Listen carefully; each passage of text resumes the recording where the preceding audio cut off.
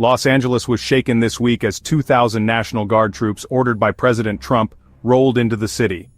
Their sudden arrival transformed downtown into a militarized zone, a sight that stunned residents and city leaders alike.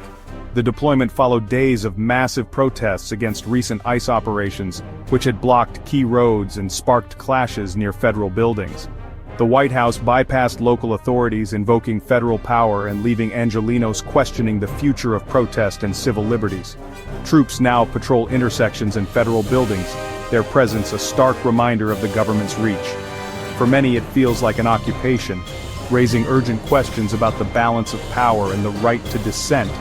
As the city adapts to this new reality, Los Angeles stands at the center of a national debate over immigration, freedom, and federal authority.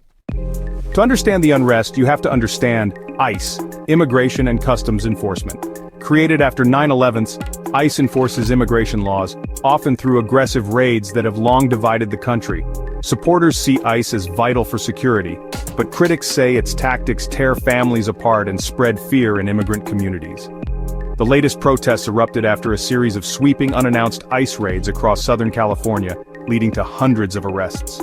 Outraged, community groups and citizens organized rallies demanding an end to the raids and protection for their neighbors. Protesters argue these policies drive people into the shadows and call for compassionate, comprehensive immigration reform. This passionate opposition set the stage for the confrontation that brought the National Guard to Los Angeles. Los Angeles, a city known for resilience, now faces a tense new reality under federal watch. Protests began peacefully but escalated as ICE raids continued, with demonstrators shutting down major freeways and clashing with law enforcement. The presence of both ICE and National Guard troops has left many residents fearful, with parents keeping children home and businesses suffering. Yet, solidarity has grown. Churches offer sanctuary, and volunteers provide legal aid and monitor federal actions. Local leaders, including Mayor Bass and Governor Newsom, have condemned the deployment as federal overreach, insisting local agencies could manage the situation. Despite calls for de-escalation, the White House pressed on, deepening the rift between local and federal authorities. Now, with soldiers on the streets, the city's protests have shifted focus, targeting both ICE and the military presence, as the world watches this unprecedented standoff.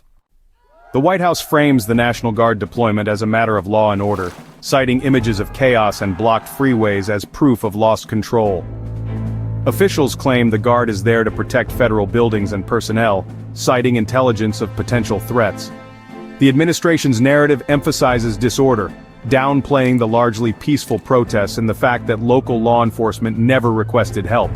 By invoking the Insurrection Act, President Trump asserted federal dominance, bypassing state and city leaders. The move projects strength to his base and signals zero tolerance for civil disobedience, but critics argue it's a dangerous overreach. This legal and political maneuver redefines the rules of engagement between federal and local power.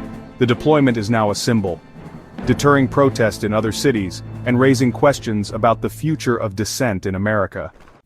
The National Guard's presence has sparked fierce backlash, with protesters and civil liberties groups calling it an attack on democracy.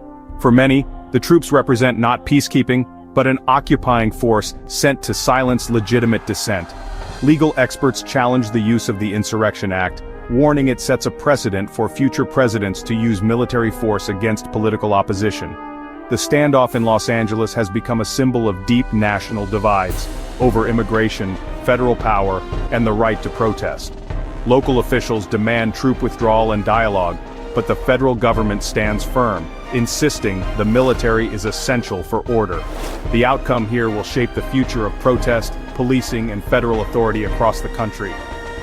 As Los Angeles navigates this crisis, the nation is left to confront the profound questions it raises about freedom and power.